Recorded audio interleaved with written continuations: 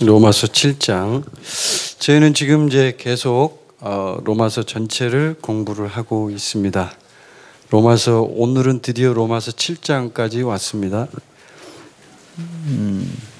7장 전체를 다 같이 읽어보도록 하겠습니다. 제가 한 절 읽고 여러분이 한 절 읽고 이렇게 오늘은 이렇게 읽어보도록 하겠습니다. 로마서 7장 다 찾으셨죠? 네, 여기 앞에도 지금 성경 구절이 있네요. 네, 앞에를 보셔도 되고 같이 읽겠습니다. 제가 먼저 읽겠습니다. 형제들아, 내가 법 아는 자들에게 말하노니 너희는 그 법이 사람이 살 동안만 그를 주관하는 줄 알지 못하느냐.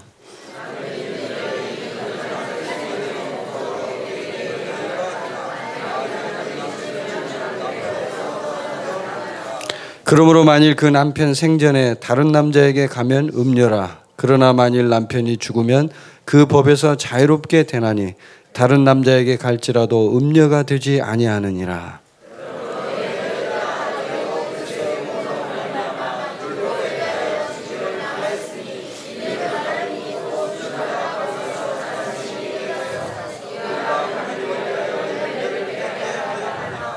우리가 육신에 있을 때에는 율법으로 말미암는 죄의 정욕이 우리 지체 중에 역사하여 우리로 사망을 위하여 열매를 맺게 하였더니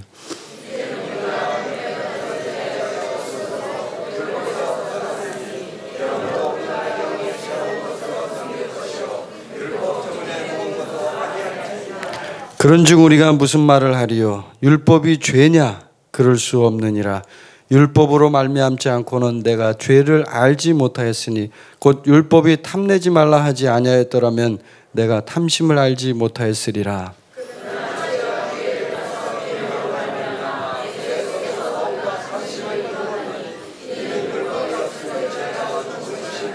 전에 율법을 깨닫지 못했을 때에는 내가 살았더니 계명이 이름에 죄는 살아나고 나는 죽었도다.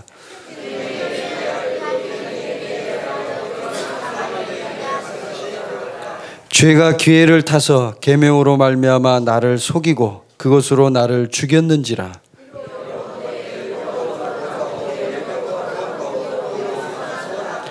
그런즉 선한 것이 내게 사망이 되었느냐? 그럴 수 없느니라. 오직 죄가 죄로 드러나기 위하여 선한 그것으로 말미암아 나를 죽게 만들었으니 이는 계명으로 말미암아 죄로 심히 죄되게 하려 함이라.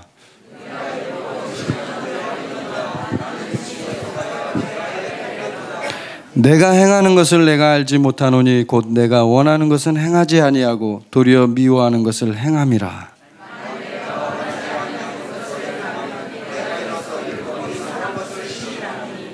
이제는 그것을 행하는 자가 내가 아니요 내 속에 거하는 죄니라.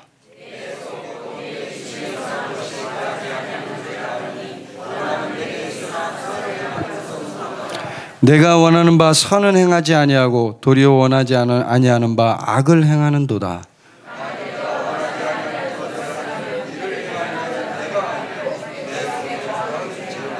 그러므로 내가 한 법을 깨달았노니 곧 선을 행하기 원하는 나에게 악이 함께 있는 것이로다. 내 지체 속에서 한 다른 법이 내 마음의 법과 싸워 내 지체 속에 있는 죄의 법으로 나를 사로잡는 것을 보는도라.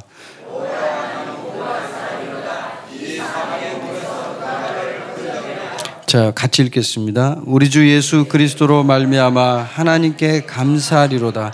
그런즉 내 자신이 마음으로는 하나님의 법을 육신으로는 죄의 법을 섬기노라. 아멘. 예, 로마서 7장으로 이제 드디어 왔습니다. 로마서 7장은 많은 설교자들이 설교하기를 꺼려하는 장입니다. 그리고 또 설교 준비하는 목사님들이 설교를 힘들어하는 장이기도 합니다. 옛날 역사에 들리는 그 어떤 전설 같은 이야기에 보면 마틴 루터가 로마서 7장에 와서 굉장히 힘들어했다는 그런 전설이 있습니다. 마틴 루터가 로마서 1장에서는 굉장히 좋아하다가 로마서 7장에 와서 절망을 했다는 그런 이야기가 있습니다. 믿거나 말거나인데 로마서 7장은 어떻게 보면 이제 이 성경을 연구하는 많은 사람들, 성경을 공부하는 분들이 갑자기 왜 로마서 7장이요, 6장까지 잘 나가다가 왜 7장에서 이런 내용이 나올까? 그리고 왜 이런 절망적인 표현을 했을까? 라는 것을 얘기하면서 어떤 사람들은 로마서 7장을 빼야 된다, 이런 사람도 있었습니다. 그러나 여러분, 이 로마서 7장은 분명히 하나님 우리에게 주신 성경입니다. 말씀입니다. 그리고 이 로마서 7장을 통해서 우리가 배울 수 있는 중요한 원리가 있습니다. 그것을 모르기 때문에 이제 로마서 7장이 불필요하다, 빼야 된다, 이렇게 얘기하는 것이죠. 사람은 인생을 살면서 많은 일들을 겪습니다.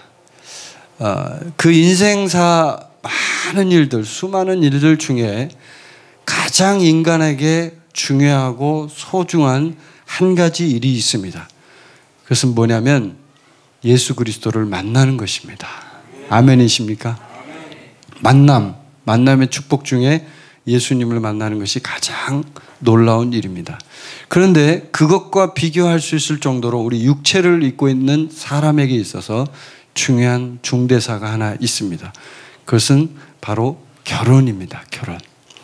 오늘 여기 로마서 7장 1절에 보면 1절부터 쭉 4절까지의 이제 그 남편과 아내에 대한 얘기를 합니다.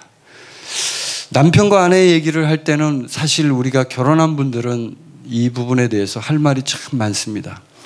여자들은 모이면 남편 얘기하고 남편들은 모이면 다른 여자 얘기를 합니다. 이게 요즘의 세태라고 합니다. 이건 이제 요즘의 얘기고요. 그 아내들이 굉장히 남편에 대한 충성심이 높죠. 네, 그래서 바람을 피우고 외도를 하는 것도 남자들이 더 많습니다. 근데 요즘에 제가 들리는 소문에 의하면 역전됐다는 얘기도 있습니다. 한국이 여자가 더 외도를 많이 한다고 하는 얘기도 들립니다. 근데 이런 것들이 어떤 이 세상의 풍조, 이 세상을 휩쓸어가는 어떤 그런 그 흐름인데, 그 흐름들이 사람들의 삶의 방향을 바꾸기도 합니다. 그래서 우리가 오늘 이제 이렇게 선교사님이 기도도 하고 이 악한 법들을 이제 안 해야 되니까 그런 법들이 이제 딱 발효가 되면 그때부터 문제가 많이 일어나죠. 그래서 그런 것들을 안 하기 위해서 우리가 열심히 기도하는데, 이 법이라고 하는 것과 그 다음에 이제 결혼에 대한 부분을 오늘 이제 사도 바울은 로마서 7장을 통해서 우리에게 얘기하는데요. 오늘 이 로마서 7장에 있어서 가장 중요한 것은 뭐냐면 바로 율법에 대해 죽은 이 부분에 대한 부분입니다. 이 율법을 우리가 오늘 분명하게 좀 이해해야 되고, 그리고 율법에 대해서 죽은 나의 본성에 대해서 이해해야 됩니다. 본성. 로마서 6장에서는 우리가 지난 시간에 다 얘기했지만 죄에 대해서 죽은 우리를 보았습니다. 죄에 대해서 죽었죠, 우리가. 그리고 오늘 로마서 7장에서는 사도 바울이 율법에 대해서 죽은 우리를 이야기합니다. 이게 좀 차이가 있어요, 이게. 그래서 조금 오해를 하는데, 죄에 대해서 죽은 우리는 그 죄에 대해서 더 이상 반응할 수 없는 사람입니다. 이걸 우리가 지난 시간에 공부했습니다. 그러면 이제 율법에 대한 얘기를 하는데, 자, 율법을 왜 하필이면 이 결혼 관계로 비유를 했느냐 하면, 이 율법이요, 어떻게 보면 비유적으로 표현하자면 전에 옛사람인 나와 함께 결혼했던 그런 사이였었어요, 율법이. 옛사람이 있죠, 우리에게는. 그 옛사람과 율법은 결혼을 했습니다. 그래서 율법의 요구가 무엇이냐면, 율법은 계속적으로 요구를 하죠. 율법은 계속적으로 판단을 합니다. 그리고 율법은 우리가 하나님 앞에 무언가를 하려고 부단히 노력하는 모든 것을 통칭합니다. 우리가 무언가를 하려고 하나님 앞에 노력을 해요. 근데 율법과 반대되는 은혜라는 것이 있습니다. 은혜는 그것과 정반대입니다. 은혜는 어떻게 되냐? 하나님이 우리를 위해서 뭔가를 해주는 거예요. 율법은 우리가 하나님을 위해서 뭔가를 하는 거고, 은혜는 하나님이 우리를 위해서 뭔가를 해주는 거예요. 아멘? 네. 그래서 은혜는 진짜 너무나 아름답고 우리가 아무것도 필요가 없어요. 하나님께서 주신 것을, 값없이 주신 것을 받기만 하면 됩니다. 그런데 율법은 그 성격 자체가 계속적으로 요구를 합니다. 뭔가를 하도록 요구하고 뭔가를 완수하지 않으면 안 되게끔 만듭니다. 그래서 이 결혼 관계로 비유를 한 것이 무엇이냐면 사도 바울이 이제 비유를 참 잘했는데 부부가 결혼을 하면 결혼 신고를 하죠, 여러분. 그 결혼 신고를 함과 동시에 그 사람들은 법적으로 부부가 됩니다. 결혼 신고를 안 해도 부부가 돼요. 왜? 서로가 성경에 의하면 성경적인 부부의 개념은 혼인 신고를 해서 부부가 아닙니다. 그건 법적인 거죠. 이 세상의 법의 개념으로의 법이죠. 하나님의 법, 율법을 통해서 그걸 한번 살펴보면요. 레위기에 보면 여러분이 아시겠지만 남자와 여자가 함께 결합을 하게 되면 그것이 결혼입니다. 그 결합을 하게 되면 실수로 결합을 했더라도 결혼해야 돼요. 율법 레위기에 나옵니다. 그게 결혼하게 해라 이렇게 나옵니다. 그래서 성경적인 결혼의 개념은 육체적인 결합을 의미합니다. 사람들이 이걸 잘 이해하지 못하기 때문에 많은 죄를 짓고도 아무렇지도 않게 이렇게 삽니다. 그리고 그것이 교회를 오염시키고 수많은 신앙인들을 어렵게 만듭니다. 제가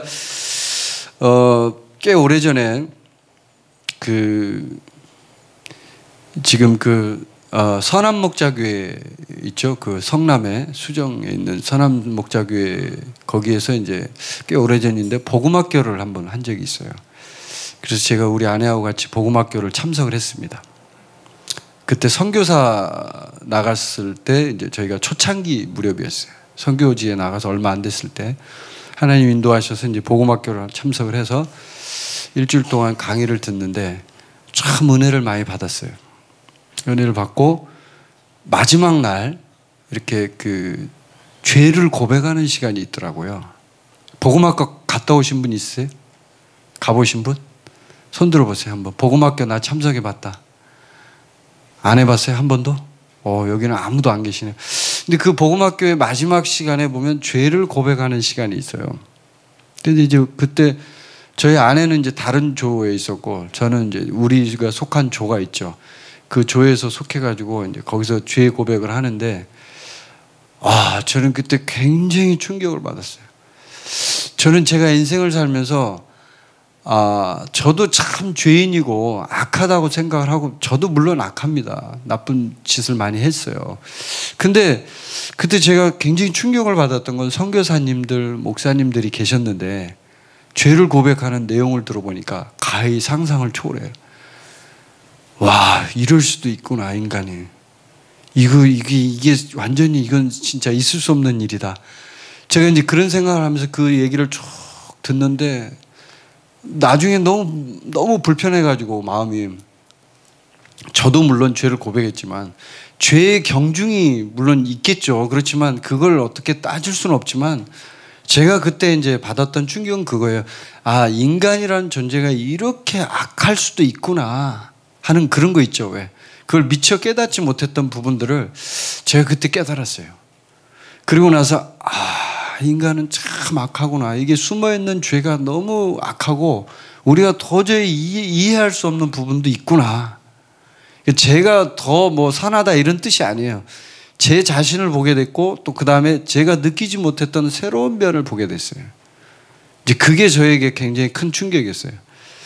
근데 그걸 이렇게 보면서 뭘 느꼈냐면 죄 중에 외도의 죄가 굉장히 많더라고요. 제가 거기서 그걸 보고 충격을 받았어요. 부부 사이가 이렇게, 특히 거기 오신 분들은 다 믿는 분들이잖아요. 다 신앙생활 그래도 웬만큼 하신 분들인데 그런 죄가 그냥 아주 막 엄청나게 있더라니까요. 그래서 제가 그걸 보고 이 부부 관계에 있어서의 하나님이 주시는 어떤 그런 회복과 하나님 주시는 어떤 놀라운 하나님의 축복이 얼마나 중요한지를 제가 그때 깨달았어요.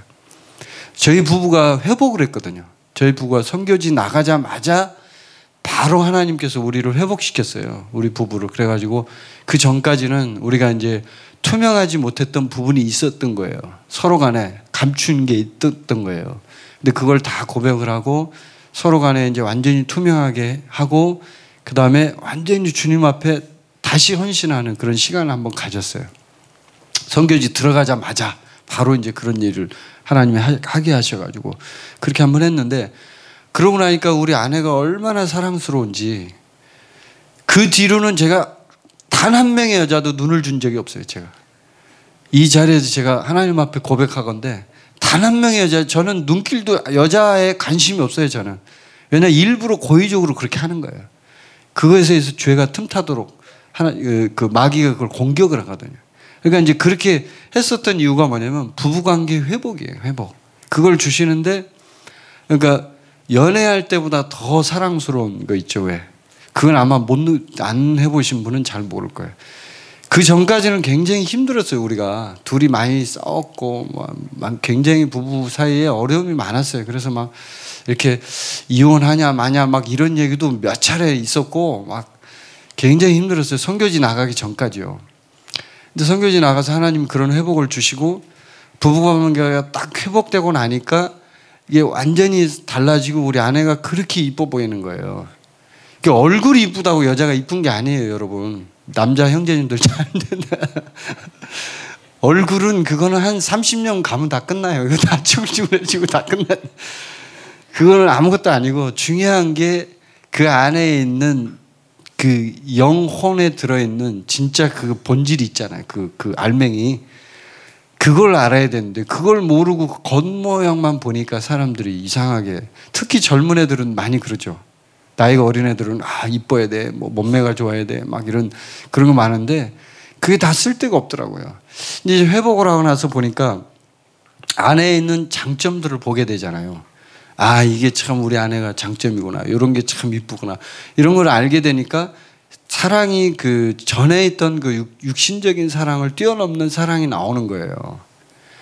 그래서 이 부부간의 관계에 있어서는 굉장히 중요한 게 뭐냐면 서로 간의 투명성과 신뢰더라고요. 제가 보니까 투명성과 신뢰.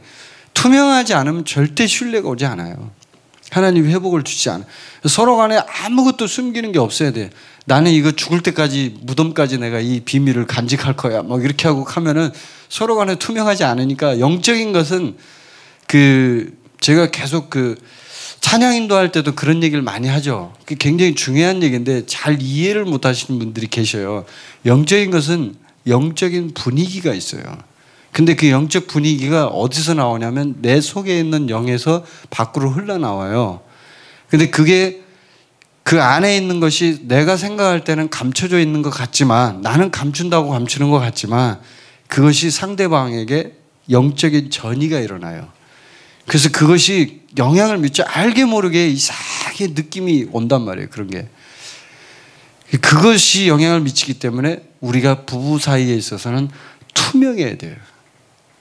그 뒤로 우리가 회복이 됐다니까요. 우리 부부가. 그러고 나서 우리 관계도 좋아지고 서로 간의 사역도 참 많이 이렇게 발전이 되고, 제가 우리 아내에게 있어서 신뢰할 수 있는 부분이 많이 신뢰가 일어났죠. 그래서 그전에는 제가 사역지 들어갔을 때 우리 아내를 사역을 시킨다는 거 상상도 못해요.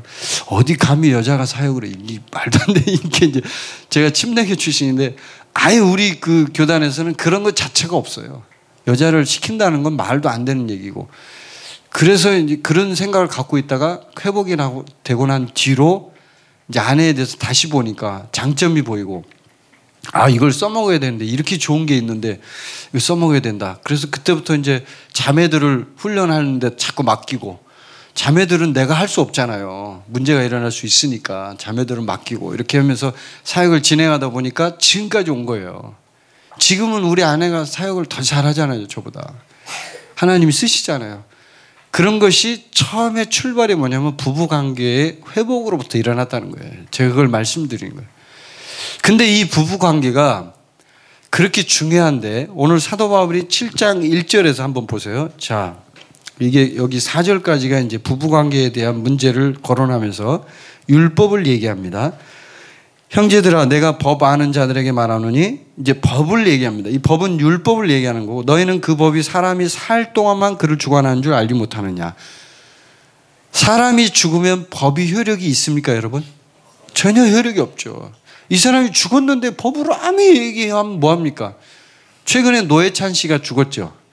노회찬 씨한테 너 지금 나쁜 짓 했으니까 뇌물 먹었으니까 너 감옥에 가. 감옥에 갈 수 있어요? 못 가죠. 없는데 시체를 감옥에 보냅니까? 지금 그 얘기를 하는 거거든요. 그 다음에 2절에 보면 남편 있는 여인이 그 남편 생전에는 법으로 그에게 매인바되나 만일 그 남편이 죽으면 남편의 법에서 벗어나느니라. 그러니까 남편이 여자가 남편하고 같이 사는데 남편이 지금 있는 동안에는 남편의 구속을 받고 남편의 아내라는 딱지가 항상 붙어 있어요. 그렇죠. 그러니까 손선미는 제가 죽지 않는 한 김청겸의 아내다 이게 벗어날 수가 없어요. 그러니까 제가 죽으면 끝나죠. 그럼 더 이상 없어 이 사람은 없으니까 그러면 손선미는 자유로워져요. 그때부터. 이런 것처럼 여기에서 지금 말하는 이것이 뭐냐면 율법에 대한 얘기를 하면서 자 3절에 있는 그 얘기도 이렇게 얘기하죠. 그러므로 만일 그 남편 생전에 다른 남자에게 가면 음녀라. 그러나 만일 남편이 죽으면 그 법에서 자유롭게 되나니 다른 남자에게 갈지라도 음녀가 되지 아니하느니라. 너무나 당연한 거죠. 그 다음에 이제 4절에 보면 자 4절이 중요합니다. 자 같이 읽어보겠습니다. 시작. 그러므로 내 형제들아 너희도 그리스도의 몸으로 말미암아 율법에 대하여 죽임을 당하였으니 이는 다른 곧 죽은 자 가운데서 살아나신 이에게 가서 우리가 하나님을 위하여 열매를 맺게 하려 함이라. 아멘. 자, 바울이 아주 분명하게 율법에 대한 얘기를 하면서 부부관계의 설명을 하면서 얘기를 하죠. 자, 율법에 대하여 죽임을 당하였으니 자, 율법하고 그전에는 결혼했어요. 우리가 율법하고 결혼해서 율법과 완전히 부부관계로 살았어요. 율법에 떼일 수가 없어요. 그전에는. 왜냐하면 율법에 있는 모든 것이 우리를 구속해요. 다 영향을 미쳐요.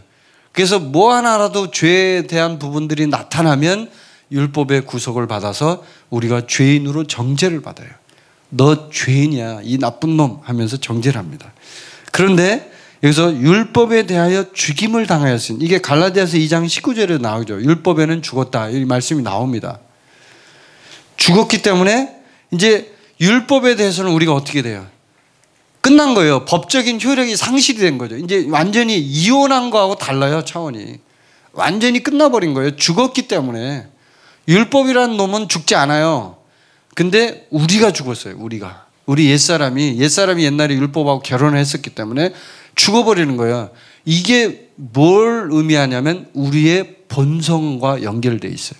지난 시간에 우리 로마서 6장에서는 죄에 대한 문제를 다뤘어요. 죄에 대해서 어떻게 해결해야 돼? 이 죄를 도대체 해결해야 되는데 해결이 안 된다 하는 문제를 다뤘고 오늘 로마서 7장에서 얘기하는 율법에 대한 문제는 우리의 본성에 대한 얘기를 하는 겁니다. 우리가 본성 옛사람이 죽었다는 걸 얘기하죠.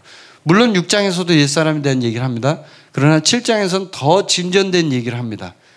우리의 본성이 율법과 결혼했다. 옛날 자아가. 그런데 그 율법, 이 신랑하고 완전히 끊어졌고 죽었다. 우리는. 율법은 안 죽었어요. 근데 우리가 죽은 거죠.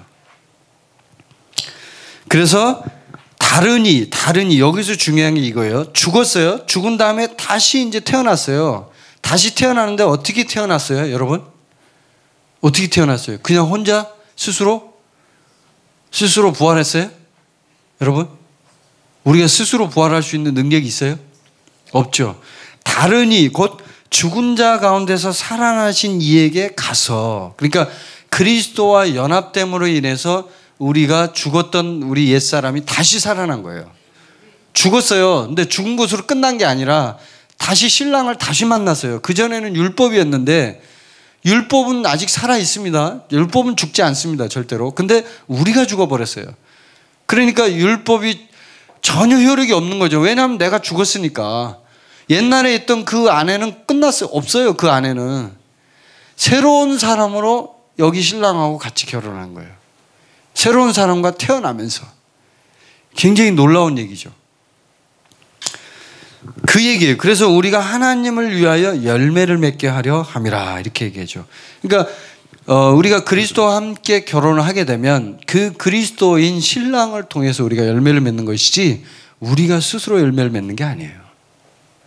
그래서 굉장히 중요한 게 뭐냐면 율법에 죽은 우리가 이제 진짜 우리 본성이 새롭게 되었다는 것을 아는 사람으로서 우리가 살아갈 때 이 사도 바울이 뒤쪽에 보면 이제 그 오라 나는 곤고한 사람이로다 막 이거 우리 좀 전에 읽었잖아요.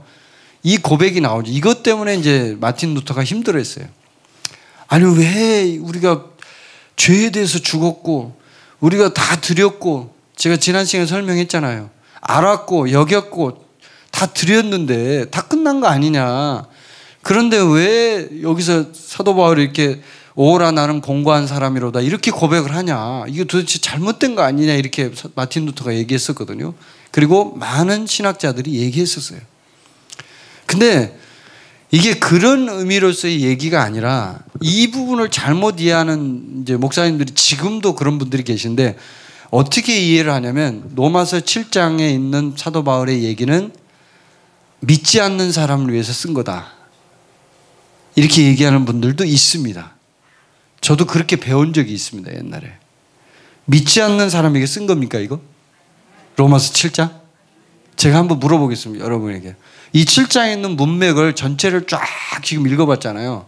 쭉 문맥으로 한번 다 보니까 이게 로마서 7장이 믿지 않는 불신자에게 쓴 내용같이 보입니까? 아니죠. 네.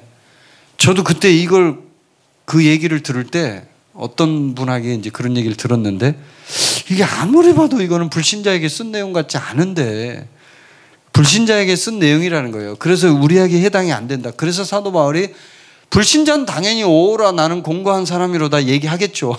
그렇게 얘기하고 그거에 대해서 고민을 하겠죠. 또 그렇지 않는 사람 자체도 있을 거고. 근데 7장 1절에 보면 형제들아 이렇게 얘기합니다. 분명하게 형제들아. 사도 바울이 형제들아라는 표현을 쓸 때는요. 그거는 믿는 자들에게 쓰는 신자에게 쓰는 내용이에요. 불신자들에게 이렇게 쓰지 않습니다. 그리고 이 로마서라는 서신서 자체가 누구에게 쓴 거예요 이게? 로마 교회에게 쓴 거잖아요. 교회. 로마에 있는 불신자들한테 편지를 쓴 게 아니에요. 로마에 있는 신자들에게 이 편지를 써서 너희들에게 이걸 교훈을 주고 이 부분에 대해서 복음에 대해서 분명히 알게 하려고 이걸 쓴 거예요. 편지를. 불신자에 쓴 게 아니란 말이에요.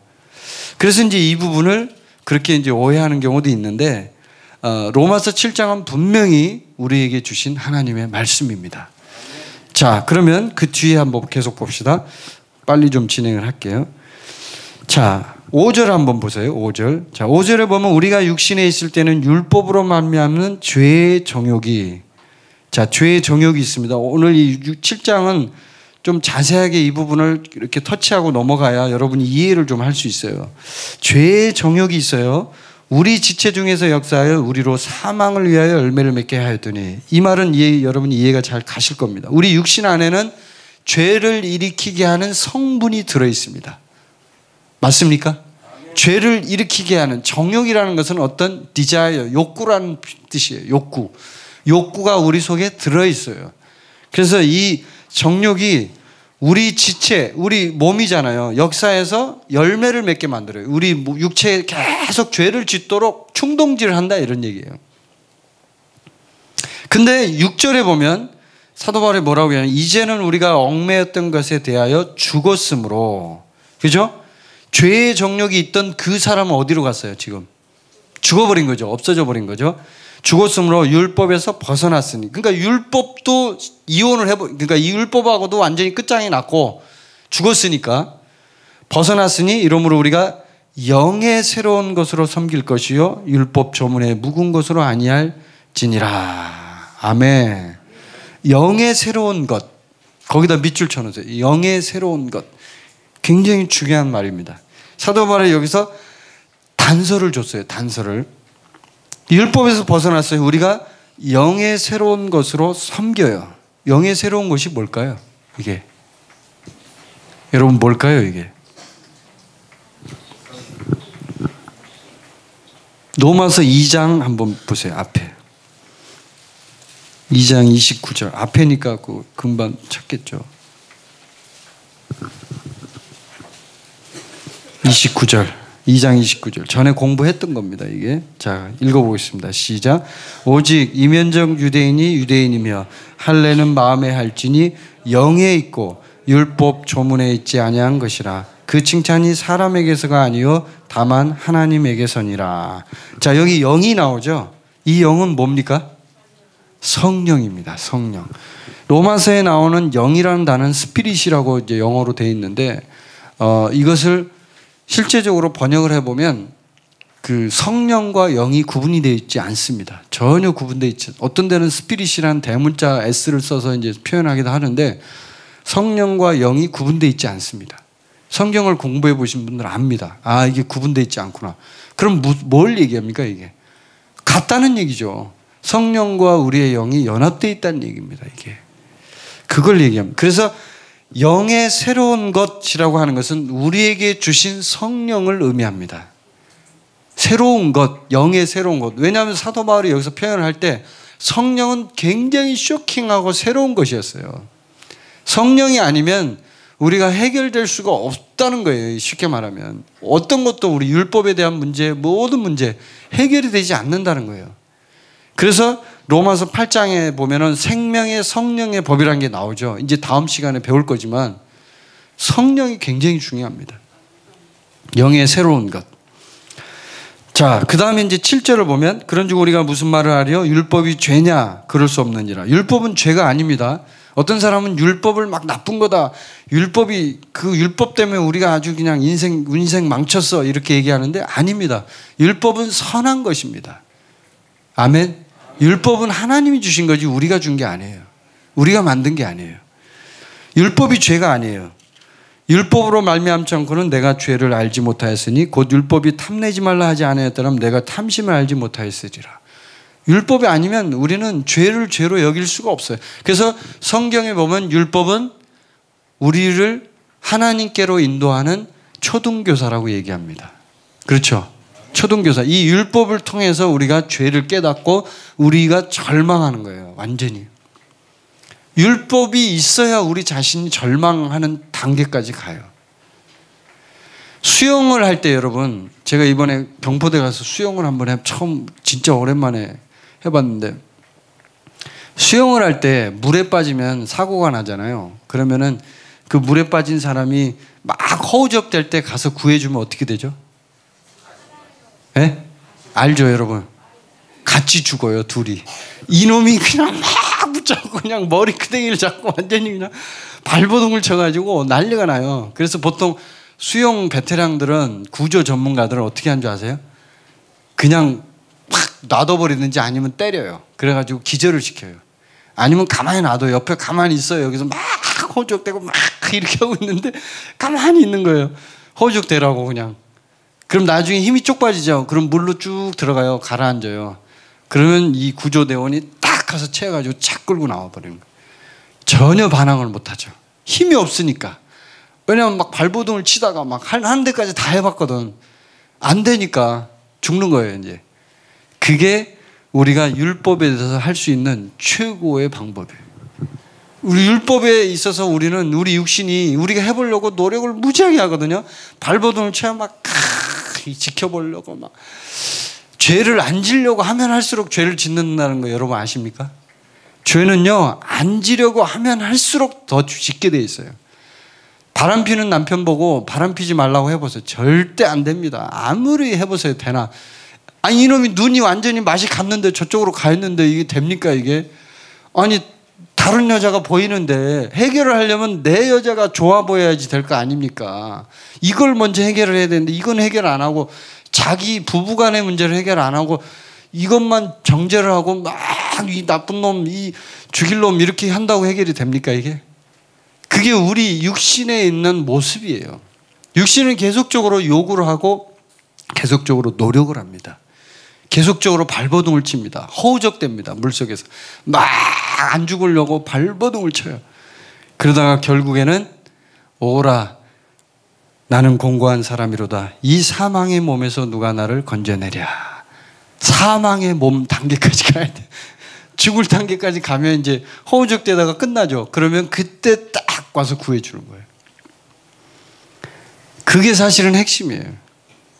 그러니까 죄를 짓는 사람한테 아무리 죄를 짓지 말라고 해보세요. 안 짓는가? 안 됩니다. 내버려 둬야 돼. 내버려. 그냥 모른 척하고 내버려 하나님이 인도하시도록 기도해야죠. 그냥 하나님 주물러 주세요. 저도 많이 채찍을 맞았어요. 제가. 여러분이 잘 모르죠? 아니 아나? 우리 아내가 너무 많이 얘기했나? 몇 차례 죽을 뻔했고요. 제가 몇 차례 지금 죽음의 위기를 넘겼고 몇 번 사고를 당했고 일이 많았어요. 제가 워낙 고집이 세갖고 제가 말을 안 들으니까 하나님이 채찍질을 하는 거죠. 그래서 막 저를 깨닫게 하려고. 그래서 내버려 둬야 돼요. 그냥 내버려 두면 남편들이 말을 안 듣는다, 바람을 핀다, 아무리 얘기해도 바람을 안 끊는다, 내버려 두세요. 나중에 무슨 일이 일어날 거예요. 난리 날 거예요 아마. 그게 이제 오늘 그 로마서 7장에서 사도 바울이 얘기하는 그런 얘기입니다. 자, 8절 한번 보세요. 자, 8절에 보면 여기 참 이상한 얘기가 나와요. 그러나 죄가 기회를 타서 계명으로 말미암아 내 속에서 온갖 탐심을 이루었나니 이는 율법이 없으면 죄가 죽은 것입니다. 이 죄를 의인화시켰어요. 이 죄가 그럼 누구를 말하는 걸까요? 여기서 말하는 죄가. 죄를 사람처럼 얘기했어요. 죄가 기회를 타서 죄가 뭔가를 한 것 같죠? 이 죄가 바로 사탄을 얘기합니다. 내 속에 있는 본성 속에 있는 것. 사탄이 죄를 통해서 기회를 타서 계명으로 말미암아 나에게 탐심을 이루게 하는 거예요. 그래서 인간에게 있는 죄악 중에 가장 강력하고 악한 죄악이 뭐냐면 교만이에요. 교만. 숨겨진 죄, 감춰진 아름다운 죄, 이게 교만이에요. 근데 이 교만이 맺는 열매 중에 아주 보편적으로 많이 맺는 열매가 뭐냐면 탐심이에요. 교만이 있다고 그랬죠. 다시 설명할게요. 교만이 가장 교묘하고 고차원적인 죄예요. 죄인지 몰라 사람들이. 교만에 대해서 우리가 직접적으로 점검하고 이거에 대해서 하나님 앞에 다루심을 받으면요, 손선미 씨가 중국에서 했던 간증 들어봤잖아요. 여러분, 내 안에 있는 아합이 있어가지고 그거에 대해서, 그게 뭐 손선미 씨가 뭐 잘못한 게 뭐가 있어요. 하나님을 위해서 열심히 하려고 일한 거죠. 솔직히 제가 옆에서 그 과정을 다 봤잖아요. 잘못한 거 하나도 없어요. 주님을 위해서 열심히 일한 것뿐이에요. 근데 하나님이 그 속에 있는 교만을 다 끄집어내가지고 그걸 다루려고 빼내는 거죠. 그럴 때 보면 하나님 앞에 참 서운해요, 마음이. 근데 그것조차도 욥기를 보면 여러분 알 수 있죠. 욥의 교만 보셨죠? 자기가 잘났대. 자기가 의인이래요. 하나님이 나중에 나타나서 얘기하니까 꼼짝 못하죠. 이게 바로 내 속에 감춰진 교만인데, 그 교만이 낳는 그 여러 가지 열매들 중에 보편적인 열매가 탐심이에요. 근데 이 탐심을 죄가 그 속에서 막 일으켜가지고 막 탐심이 일어나면 거기서 많은 문제들이 양산이 되거든요. 욕심이니까 이게 탐심 자체가. 그래서 이걸 이제 깨닫게 되는 거예요. 이것 자체를. 참. 고린도전서 15장 한번 보세요. 거기 그 참고 구절이 하나 있는데 이거 한 구절만 찾아봅시다. 고린도전서 15장 56절.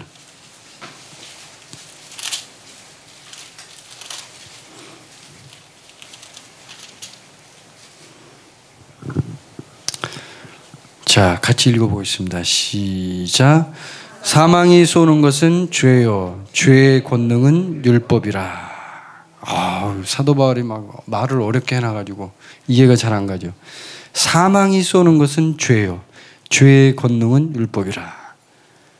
이해가 잘 안 되시죠? 자, 제가 이거를 쉬운 성경으로 한번 읽어보도록 하겠습니다.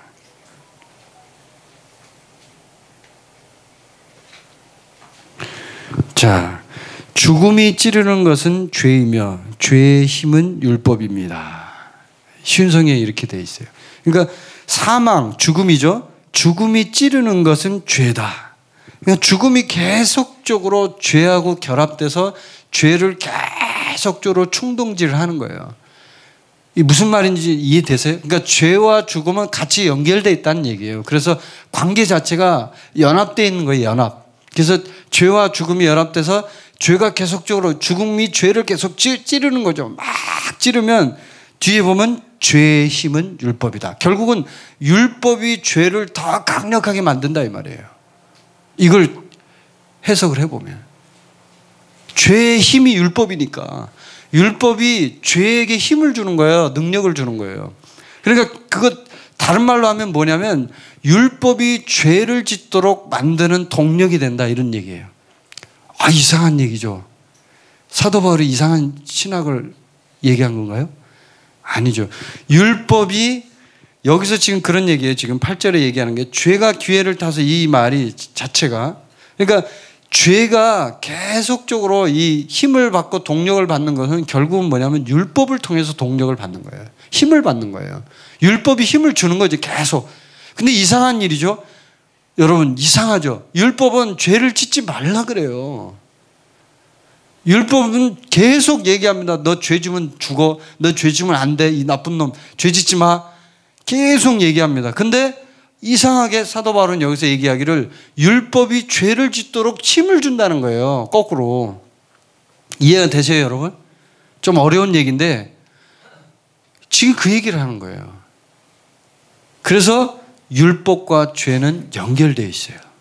하나님이 그렇게 만들어놨어요. 참 희한하게 만들어놨죠. 희한한 건 아니죠. 원래 하나님의 계획이죠. 그래서 율법을 통해서는 죄를 깨달아요. 아멘. 율법의 본래의 기능이 여기서 나오는 거예요. 율법의 본래의 기능은 뭐냐? 그걸 지키라고 준 게 아니에요. 하나님은 의도 자체가 있었어요. 원래 사도 바울을 통해서 우리가 배우는 것은 율법을 지키라고 준 거라고 우리는 이해를 하죠. 그건 우리가 표면적으로 이해하는 이해예요. 율법은 지키라고 준 게 아니라 율법은 죄를 깨달으라고 준 거예요. 아멘.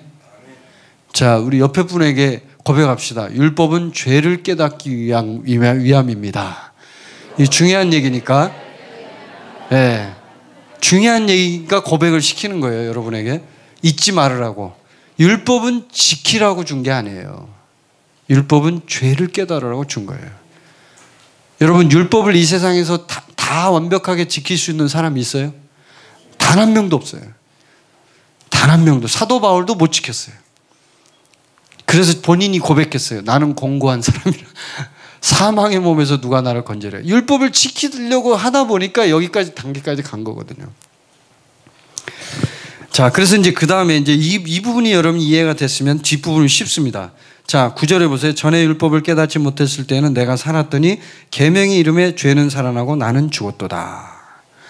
율법을 깨닫지 못했을 때는 육신이 그 안에 있는 본성 자체가 작용을 한 거죠.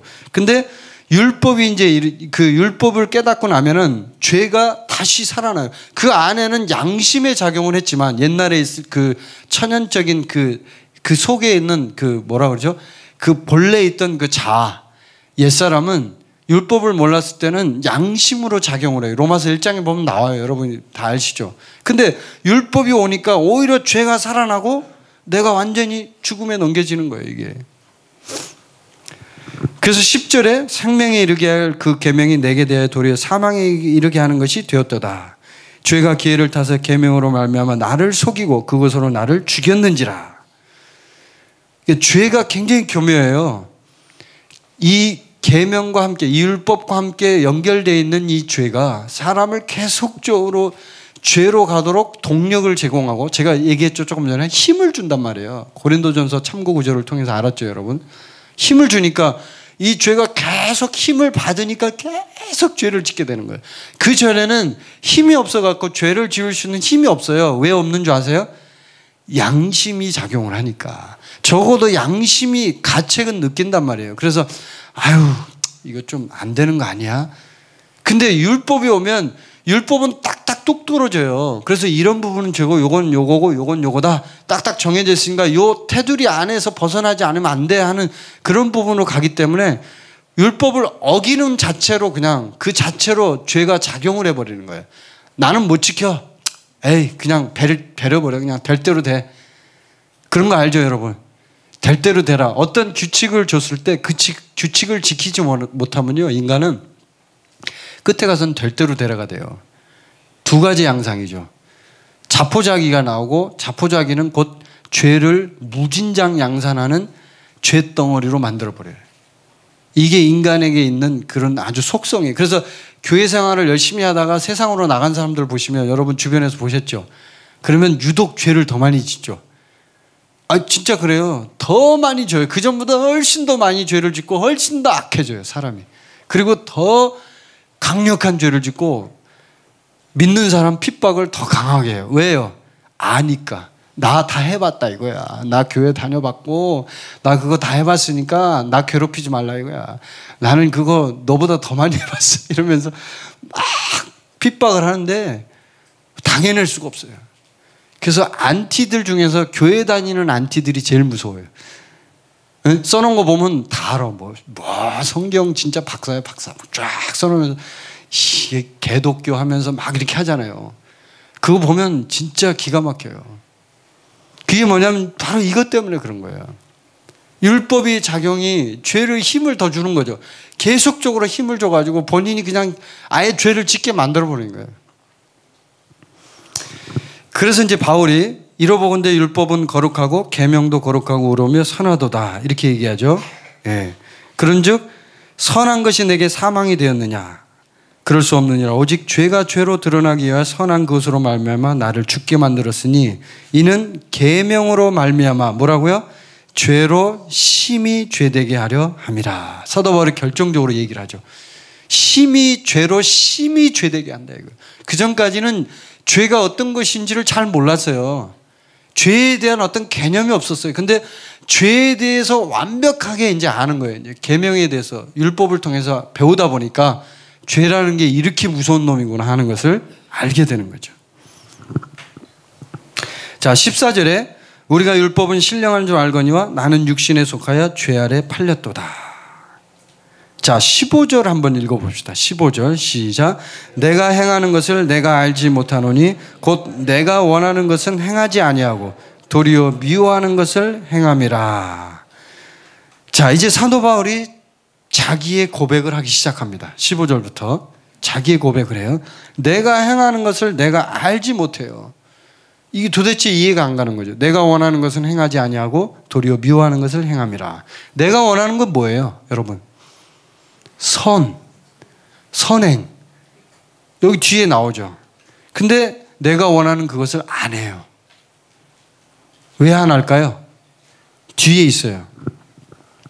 자, 16절을 보면 만일 내가 원하지 아니하는 그것을 행하면 내가 이로써 율법이 선한 것을 시인하노니. 자, 17절에 자, 같이 읽어봅시다. 시작. 이제는 그것을 행하는 자가 내가 아니요 누구요? 내 속에 거하는 죄니라. 그래서 이 육체는요 사탄이 거하는 처소예요. 처소. 육체가 사탄이 우리 속에 살아요. 옛사람과 함께. 그래서 죄를 짓도록 만드는 거죠. 이게 거처예요, 거처. 그래서 18절에 같이 또 읽어봅시다. 시작. 내 속 곧 내 육신에 선한 것이 거하지 아니하는 줄을 아노니 원함은 내게 있으나 선을 행하는 것은 없노라. 자, 원함은 있는데 행함이 없어요. 이건 뭘 말할까요? 원함은 있어요. 나는 분명히 하고 싶어요. 행함이 나오지 않아요. 이건 뭘 얘기할까요? 능력이 없다는 겁니다. 이걸 잘 보셔야 돼요. 원함은 있어요. 행하지 않는다. 능력이 없어요. 왜? 내 속에 있는 죄가 더 강력하게 역사하니 그 죄가 뭐예요? 본성으로 갖고 있는 옛사람이에요. 옛사람. 이 옛사람이 더 강력하게 작용을 한다는 거죠. 그 본성이. 그래서 19절에 내가 원하는 바 선은 행하지 아니하고 도리어 원하지 아니하는 바 악을 행하는도다. 여기서 나오죠. 바울이 얘기하죠. 선을 행하는 것이 내가 원함이에요. 원함. 근데 못해요. 할 수가 없어요. 그래서 20절에 이제 설명을 합니다. 만일 내가 원하지 아니하는 그것을 하면 이를 행하는 자는 내가 아니요 내 속에 거하는 죄니라. 여기서 또 얘기하죠.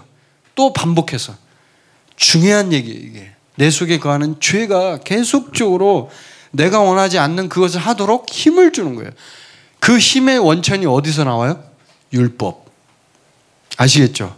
율법이 아까 힘을 준다 그랬죠. 죄한테 공식적으로 힘을 줘요. 그래가지고 죄를 짓도록 만드는 거죠. 그래서 21절 한번 같이 읽어봅시다. 시작. 그러므로 내가 한 법을 깨달았노니 곧 선을 행하기 원하는 나에게 악이 함께 있는 것이로다. 한 법칙을 깨달은 거예요, 사도 바울이. 이 법칙은 뭐냐? 선을 행하기 원해요, 내가 지금. 근데 악이 같이 있어요. 그래서 이 악이 선을 행하려고 하는 나를 잡아먹어 버려요. 이게 진짜 무서운 말이죠. 22절 같이 읽겠습니다. 시작. 내 속사람으로는 하나님의 법을 즐거워하되. 23절 시작. 내 지체 속에서 한 다른 법이 내 마음의 법과 싸워 내 지체 속에 있는 죄의 법으로 나를 사로잡는 것을 보는도다. 내 속사람이 있어요. 내 속사람은 새로운 사람이에요. 그 새로운 사람은 하나님의 법을 즐거워합니다. 아멘. 여러분 지금 새로 태어난 생명은 하나님의 법을 즐거워하게 돼 있어요. 근데 그 새로운 생명이 있는과 동시에 또 악한 옛사람인 내가 있어요. 속에 같이 있어요. 내 지체 속에서 한 다른 법이 내 마음의 법과 싸우는 거예요. 둘이, 옛사람과 새사람이. 자, 이 싸움에 있어서 이제 이 얘기가만 하면 이제 오늘 말씀은 공부는 마치는데, 이 새 사람과 옛 사람이 함께 전쟁을 할 때, 지난 시간에는 제가 주인 전쟁에 대한 얘기를 했죠. 오늘은 남편과 아내에 대한 문제로 이 부분을 풀어야 돼요. 사도 바울이 7장 초반부에 뭐라고 했냐면 부부관계를 얘기했어요. 부부관계는 굉장히 중요한 거라고 제가 얘기했습니다.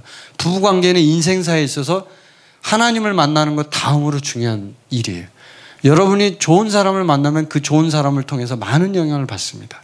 근데 이 부부관계를 어떻게 이것을 푸느냐 하면 사도 바울은 7장 초반부에서 뭐라고 얘기했냐면 아내가 남편에게 매여 있을 때 그 남편과의 매여 있는 관계를 청산할 수 있는 유일한 방법이 뭐라고 했죠?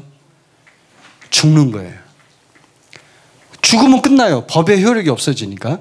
그러면 여기서 지금 내 지체 속에 있는 한 다른 법이 지금 안에서 내적 싸움이 일어나는데 옛사람과 새사람이 막 싸우는데 이 싸움을 해결할 수 있는 방법은 무엇일까요?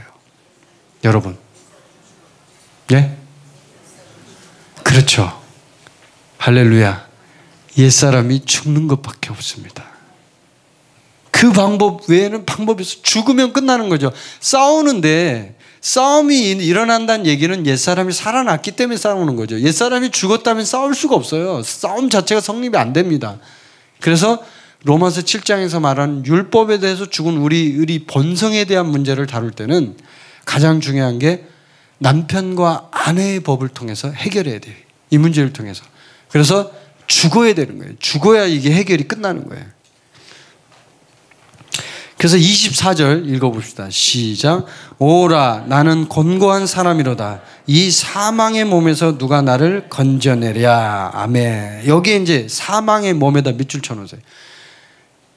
로마서 7장에서 가장 중요한 핵심이 바로 여기에 있어요. 사도 바울의 고백이 아이러니컬하게도 사도 바울이 마지막에 완전히 그냥 다 낙심하고 자포자기하고 아이고 오라 나는 곤고한 사람, 나는 도저히 해결점이 없어, 나 끝장났어, 이렇게 고백하는 고백 속에 그게 답이 들어있는 거예요. 뭐예요? 사망의 몸. 아멘. 아멘. 할렐루야. 사망의 몸이 해결점이에요. 죽었다는 거예요. 끝났다는 거예요. 그럴 때 내 안에 있는 영적 전쟁이 끝납니다. 아멘. 자, 25절을 같이 읽겠습니다. 시작. 우리 주 예수 그리스도로 말미암아 하나님께 감사하리로다. 그런즉 내 자신이 마음으로는 하나님의 법을, 육신으로는 죄의 법을 섬기노라. 8장에 가면 나오지만 이 부분은 완벽하게 해결이 되었어요. 이제 생명의 성령의 법이 왔기 때문에 법의 문제는 이제 해결이 됐습니다. 그러나 우리의 육신의 문제, 이 문제는 사망의 몸으로 해결하는 거예요. 아멘. 이제 이게 해결점이 남편과 아내의 그 원리를 통해서 사도 바울이 이걸 설명하려고 한 거죠. 그래서 너는 죽었어. 너는 이제 율법하고 결혼했던 관계가 이제 끝났어. 너가 죽었기 때문에 완전히 끝나버린 거야. 라고 사도 바울이 고백하고 있는 것입니다. 그래서 오늘 이 말씀이 이제 좀 어려운 내용이기도 하지만 여러분에게 실제적으로 로마서 6장에서 죄에 대해서 죽은 우리를 봤고 로마서 7장에서 율법에 대해서 죽은 우리를 봐야 합니다. 아멘. 왜요? 율법은 뭐라고요? 율법은 아까 고백했잖아요. 뭐라고요? 예? 죄를 깨닫게 하는 거예요, 우리를. 그리고 율법은 또 하나 중요한 거 뭐라고요? 율법은 죄를 짓도록 힘을 줘요. 힘을. 그렇기 때문에 율법에 대해서 죽어야 합니다. 그러면 다 끝납니다. 다 해결이 돼요, 이게. 더 이상 율법에 매일 필요도 없고 율법을 지키려고 노력할 필요도 없고 내가 죄를 짓지 않으려고 애를 쓸 필요도 없고 내가 죽어버리면 끝장이 나는 거예요.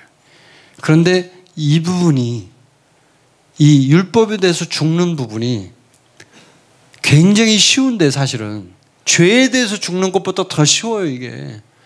로마서 6장에 죄에 대해서 죽는 건요, 계속적으로 그 성향이 내 속에 있는 죄를 지으려고 하는 성향이 계속적으로 들어오기 때문에 힘든데요.